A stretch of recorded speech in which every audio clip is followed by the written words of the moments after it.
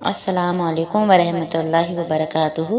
آج میں آپ کو ایک کہانی سنانے جا رہی ہوں جو میری امی مجھے بچپن میں سنایا کرتی تھیں۔ چلے تو شروع کرتے ہیں۔ یہ کہانی ایک بادشاہ کی ہے جن کی 7 بیگمات تھیں، پر افسوس انہیں 7 میں سے کسی ایک سے بھی اولاد نہ تھی۔ اسی وجہ سے بادشاہ سلامت بہت پریشان رہنے لگے۔ دن پہ دن ان کی صحت گرتی جا رہی تھی۔ یہ حالت دیکھ کر ان کی سب سے بڑی بیگم بھی بڑی پریشان رہنے لگیں، اور وزیر بھی وہاں پریشان رہنے لگے کہ میرے بادشاہ سلامت اس قدر اتنے پریشان نظر آتے ہیں۔ اسی طریقے سے اگر میرے بادشاہ سلامت کی صحت بگڑتی رہی تو وہ دن دور نہیں جب دشمن ہم پہ حملہ کر دیں۔ یہی بات لے کر وزیر بڑی بیگم کے حضور پیش ہوئے۔ بیگم سے بھی وہی بات دہرائی جو وہ سوچ رہے تھے۔ بڑی بیگم بھی وزیر کی اس بات سے بڑی پریشان ہو گئیں، کہنے لگیں کہ جو تم دیکھ رہے ہو مجھے بھی وہی دکھ رہا ہے۔ ہمارے بادشاہ سلامت کی حالت دن پہ دن گرتی جا رہی ہے۔ اس کی وجہ ہے اس سلطنت کا وارث نہ ہونا۔ یہی سوچ کر تو میں آپ کے پاس آیا ہوں بڑی بیگم، اب کچھ ترکیب نکالیے، ایسا کریے جس سے بادشاہ سلامت کی صحت بھی اچھی ہو جائے اور سلطنت پہ کوئی مصیبت بھی نہ آئے۔ وزیر کی یہ بات سن کر بیگم صاحبہ کچھ دیر کو خاموش ہو گئی۔ پھر تھوڑی دیر بعد بیگم صاحبہ نے وزیر سے کہا کہ میرے پاس ایک مشورہ ہے، اس پر تم اور ساری رانیاں تیار ہو جاؤ تو۔ وزیر نے کہا کیوں نہیں، بادشاہ سلامت کی صحت کے لیے ہم کچھ بھی کر سکتے ہیں، آپ کہیے بڑی بیگم۔ تو ٹھیک ہے، 7 رانیوں کو بلائیے۔ 7 رانیاں اکٹھا ہو گئیں اور سب نے حامی بھر لی یہ کرنے کے لیے، کیونکہ سب چاہتے تھے کہ بادشاہ سلامت جلد سے جلد صحت مند ہو جائیں۔ وزیر نے کہا بیگم صاحبہ ہم سب تیار تو ہیں، مگر اللہ نہ کرے ہمارے جھوٹ کا بادشاہ سلامت کو پتہ چل گیا تو ہماری گردنیں اڑا دی جائیں گی۔ بڑی بیگم نے کہا وزیر اتنا تو ہمیں کرنا ہی پڑے گا بادشاہ سلامت کی صحت کے لیے۔ وزیر خاموش ہو گئے۔ پھر بڑی بیگم بادشاہ سلامت کے حضور پیش ہوئیں اور کہا کہ اللہ نے ہم سب کی سن لی، آپ کی سب سے چھوٹی بیگم امید سے ہیں۔ یہ سن کر بادشاہ سلامت کا چہرہ خوشی سے کھل اٹھا اور کہا کہ اتنی بڑی بات تم مجھے یوں ہی بتا رہی ہو بیگم؟ ہمارے سلطنت میں جتنے بھی غریب ہیں ان سب کی جھولیاں اشرفیوں سے بھر دو۔ ہوا بھی یوں ہی۔ دن بڑی تیزی سے جا رہے تھے، بڑی رانی بڑی پریشان رہنے۔ پھر انہوں نے ایک ترکیب سوچی۔ بادشاہ سلامت سے کہا بادشاہ سلامت ہم چھوٹی رانی کو پیر بابا کے پاس لے کے جا رہے ہیں۔ بے شک ضرور لے کے جائیں، ذرا خیال سے۔ بڑی بیگم پیر بابا کی درگاہ سے واپس محل لوٹی آئیں۔ بادشاہ سلامت نے چھوٹی بیگم کے بارے میں پوچھا۔ بڑی بیگم نے کہا بادشاہ سلامت پیر بابا نے تو ہمارے لیے بڑا مشکل کام بتا دیا۔ بادشاہ سلامت نے کہا کون سا؟ بیگم صاحبہ نے کہا کہ پیر بابا نے کہا ہے کہ جب تک 9 مہینے نہ ہو جائیں آپ چھوٹی بیگم کو نہیں دیکھ سکتے، اور جب تک آپ کا وارث نہ آ جائے اس کو 18 سال تک آپ نہیں دیکھ سکتے۔ بادشاہ سلامت یہ سن کر بڑے حیران رہ گئے اور کہا کہ یہ کیسے ہو سکتا ہے؟ بڑی بیگم نے کہا کہ اب یہ تو پیر بابا نے کہا ہے، پیر بابا کی بات تو ماننی پڑے گی۔ اسی طرح 9 مہینے قریب آنے والے تھے۔ بڑی بیگم بڑی فکر مند ہونے لگی کہ اب ہم بادشاہ سلامت کو کیا بتائیں گے۔ تبھی وزیر آئے، وہ بھی گھبرائے ہوئے تھے۔ وزیر نے کہا بڑی بیگم اب کیا ہوگا؟ بڑی بیگم نے کہا اب جو بھی ہوگا اچھا ہی ہوگا انشاءاللہ۔ یہ کہہ کر بڑی بیگم بادشاہ سلامت کے پاس پہنچی اور کہا مبارک ہو بادشاہ سلامت، آپ کا وارث اس دنیا میں آ چکے ہیں۔ بادشاہ سلامت یہ سن کر ایک دم سے دوڑے۔ بڑی بیگم نے کہا رکیے، آپ چھوٹی بیگم سے تو مل سکتے ہیں مگر اپنے وارث سے نہیں مل سکتے، اس کے لیے آپ کو 18 سال کا انتظار کرنا پڑے گا۔ بادشاہ سلامت نہ چاہتے ہوئے بھی چپ رہے اور کہا اللہ کا شکر ہے میری سلطنت کا وارث مجھے مل گیا۔ اسی طرح وہ دن بھی آ گیا کہ جب بادشاہ سلامت اپنے بیٹے کا چہرہ دیکھنے والے تھے۔ 18 سال ہونے میں کچھ مہینے ہی بچے تھے کہ بادشاہ سلامت ایک دن اپنے دوست کے یہاں گئے۔ وہاں انہوں نے اپنے دوست کی بیٹی نگار جہاں کو دیکھا اور دیکھتے سے ہی اپنے وارث کے لیے پسند کر لیا، اور یہی خواہش انہوں نے اپنے دوست سے ظاہر کی۔ لہذا دوستی کی بات ایک دوست کیسے منع کر سکتے تھے، انہوں نے بھی رشتہ پکا کر لیا اور اسی دن کی تاریخ پکی کر کے آئے جس دن وہ اپنے وارث کا چہرہ دیکھنے والے تھے، اور بادشاہ سلامت خوشی خوشی محل لوٹ آئے اور بڑی بیگم اور وزیر کو بلایا اور جو دوست سے کہہ کر آئے تھے وہ ساری بات بتائی۔ बड़ी बेगम और वजीर ये सुनकर एकदम से परेशान हो गए कि अब क्या होगा, और बादशाह सलामत की हाँ में हाँ मिलाने लगे। और अब वो दिन भी आ गया था जब महल से बारात दूसरे महल लेके जाना था। सातों रानियां और वजीर तो बड़े परेशान थे, उनके चेहरे पे साफ नजर आ रहा था। बड़ी बेगम ने उनकी परेशानी देखकर कहा, अरे मत घबराओ, अल्लाह ने चाहा तो सब सही होगा, चलो तैयारी करो बारात की। इसी तरीके से तुम सब घबराते रहे तो हमारा राज जरूर खुल जाएगा। अब सब कुछ अल्लाह पर छोड़ दो, जो होगा अल्लाह के हुक्म से होगा। और जो बड़ी बेगम ने पुतला पहले से बनवा कर रखा था उसे जल्दी से बग्गी में भिजवा दिया। और वो पुतला बिल्कुल शहजादी की तरह था कि अभी जान डालो तो बोल पड़ेगा। अब बारात निकल चुकी थी महल से। रास्ते में बादशाह सलामत ने कहा कि असर का वक़्त हो गया, सब नमाज अदा करने लगो। और तभी दरख्त के नीचे बड़ी बेगम भी नमाज पढ़ने लगी और दुआ मांगने लगी, या अल्लाह मुझे माफ़ कर दें, ये झूठ मैंने अपने बादशाह सलामत को बचाने के लिए और इस सल्तनत को बचाने के लिए कहा था। बेशक मैं जानती हूँ कि ये झूठ गलत है, आप रहमान और रहीम हैं, हमारे इस झूठ की लाज रख लें। या अल्लाह आपको पता है इस बग्गी में पुतला है, या अल्लाह ऐसा करिश्मा कर दे कि बादशाह सलामत जब इस पुतले को देखें तो वो इंसान बन जाए, और अगर ऐसा ना हुआ तो वो किसी को मुंह ना दिखा पाएंगे और हम सबको कत्ल कर देंगे। ए अल्लाह हमें इस मुसीबत से बचा ले। बड़ी बेगम की ये दुआ दरख्त पर बैठे नाग नागिन का जोड़ा भी सुन रहा था।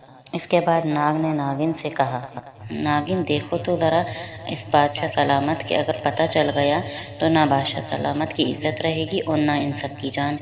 अगर तुम कहो तो मैं पुतले को हटाकर मैं चला जाऊं। नागिन कहती है, अरे ये नहीं, तुमने सोचा भी कैसे कि मैं इस बात की तुम्हें इजाज़त दे दूं? नहीं नहीं। नाग ने कहा, अरे नागिन, तुमने इस औरत की दुआ नहीं सुनी, कितना अल्लाह ताला के आगे गिड़गिड़ा रही है, शायद अल्लाह का ही हुक्म है कि मैं चला जाऊं।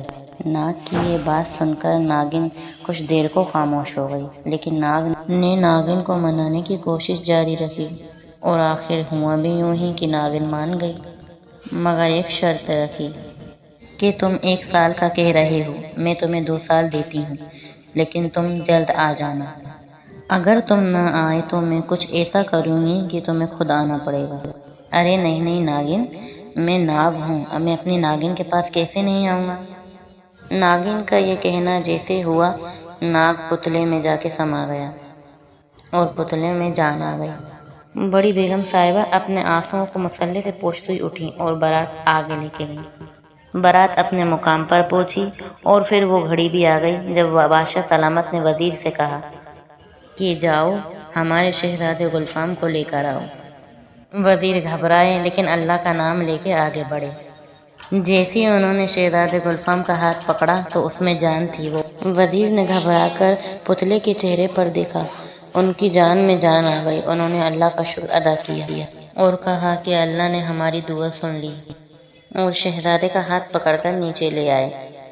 बादशाह सलामत की खुशी का ठिकाना न था कि इतने साल की मुराद उनकी पूरी होने जा रही थी, और यही नज़ारा बेगम साहिबा देख रही थी।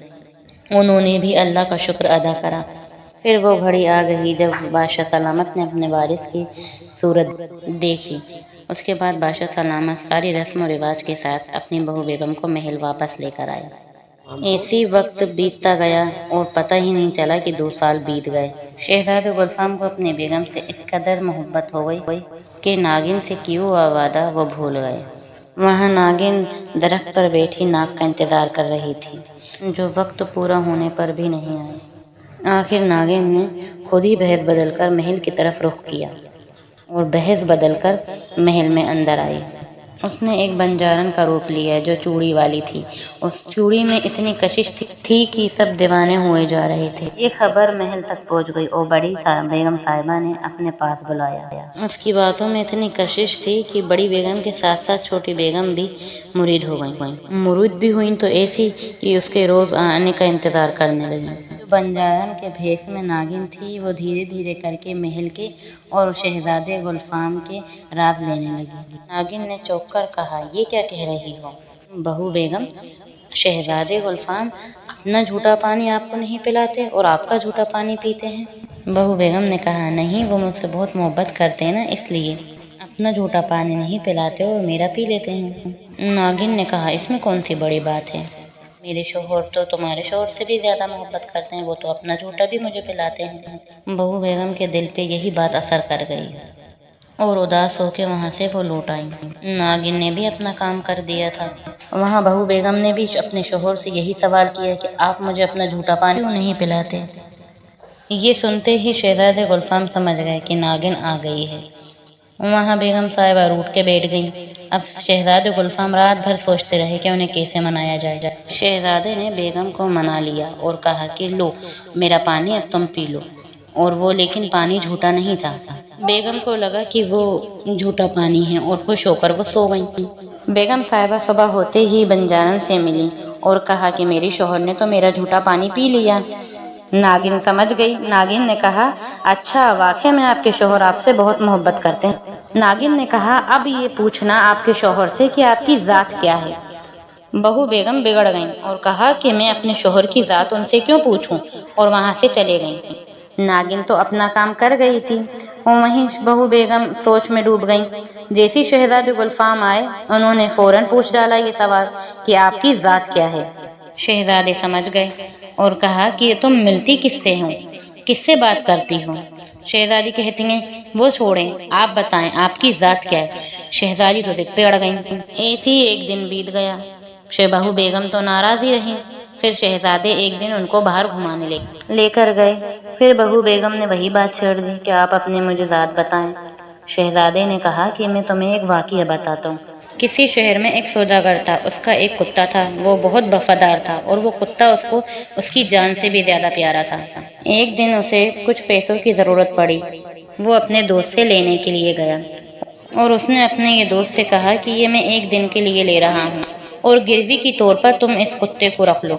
मैं एक दिन में आके मेरे कुत्ते को वापस ले जाऊँगा। ये कुत्ता मेरी जान से भी ज़्यादा प्यारा है। उसके दोस्त ने कहा, चलो ठीक है, और पैसे दे दिए। उसे देने उसके दोस्त के घर चोरी हो गई। कुत्ता एक कोने में बैठे ये सब देखता रहा, भूखा भी नहीं। चोर सारा माल लेकर चले गए। दोस्त ने उसी वक्त पुलिस को बुलाया और पुलिस से कहा कि ये कैसा कुत्ता है, इतनी बड़ी चोरी होने के बाद भी भूखा भी नहीं है। इतना ही दोस्त का कहना था कि इतने में कुत्ता पुलिस वाले का जेब पकड़कर खींचने लगा और कहा कि मेरे साथ चलो। पुलिस वाले ने कहा, ये कुछ कह रहा है लगता है, और कुत्ता वहाँ ही ले गया जहाँ चोरों ने माल छुपाया था। इसी तरीके से चोरों ने जो माल चुराया था पुलिस वालों को वो मिल गया और पुलिस वाले बहुत खुश हुए उस कुत्ते से। दोस्त भी बहुत खुश हुआ और उसने कुत्ते को छोड़ दिया। वहाँ कुत्ता खुश होते हुए अपने मालिक के पास जा रहा था। वहाँ सौदागर खुश होता हुआ आ रहा था कि मैं अपने कुत्ते को जल्दी से वापस ले लूँ। तभी सौदागर की नज़र कुत्ते पर पड़ी और सोचा कि ये कुत्ते ने क्या किया, ये भागकर आ गया, इसने तो मेरी नाक कटा दी। सौदागर ने ना सोचा, कुछ नहीं किया, तलवार निकाली और कुत्ते की गर्दन अलग कर दी। बाद में पर्चा देखा तो उसमें लिखा था कि तुम्हारे कुत्ते ने बड़ा अच्छा काम किया, इसलिए हम उसको छोड़ रहे हैं, और तुम्हारा जो कर्जा है 1 लाख का वो भी हम तुम्हें माफ़ कर रहे हैं। ये सुन के ही सौदागर इतना पछताया और इतना रोया कि उसने पूरी ज़िंदगी अपनी एक ही जगह पर, कुत्ते की जगह पर ही रो रो कर गुजार दी। तो देखा बेगम, सौदागर कितना पछता रहा था। मैं नहीं चाहता कि तुम भी पछताओ। बेगम साहिबा ने सोचा और कहा कि नहीं, मुझे तो आपकी ज़ात ही बताओ। शहजादे आगे बढ़े और पानी में जाकर कहा, अभी भी मेरी ज़ात पूछनी है। बेगम साहिबा कहती हैं, हाँ। थोड़ा और डूबे, फिर कहा, बताओ। बेगम साहिबा कहती हैं, हाँ बताएं, ज़ात बताएं। फिर शहजादे के गले तक पानी आ गया। फिर शहजादे ने कहा कि अभी भी वक्त है, मैं अभी भी आपके पास आ जाऊंगा। शहजादी ने कहा, नहीं, मुझे तो आपकी ज़ात जाननी है। शहजादे ने मायूस होकर अपना सर नीचे पानी में अंदर किया और अपना फन उठा दिया और कहा कि ये है मेरी ज़ात। और शहजादी देखती दंग रह गईं और चिल्लाती रह गईं, पछताती रह गईं, शहजादे शहजादे करती हुई। और नाग नागिन के पास वापस चले गया और कहा, देखो नागिन, मैं वापस आ गया। नागिन ने कहा, तुम कहाँ वापस आ गए, मैंने किया ही ऐसा था जो तुम्हें आना पड़ा। तो इसी तरीके से ये कहानी ख़त्म हुई। अगर मेरी वीडियो अच्छी लगी हो या मेरी कहानी पसंद आई हो तो लाइक और सब्सक्राइब ज़रूर कीजिए। अस्सलाम वालेकुम वरहमतुल्लाहि वबरकातुहू।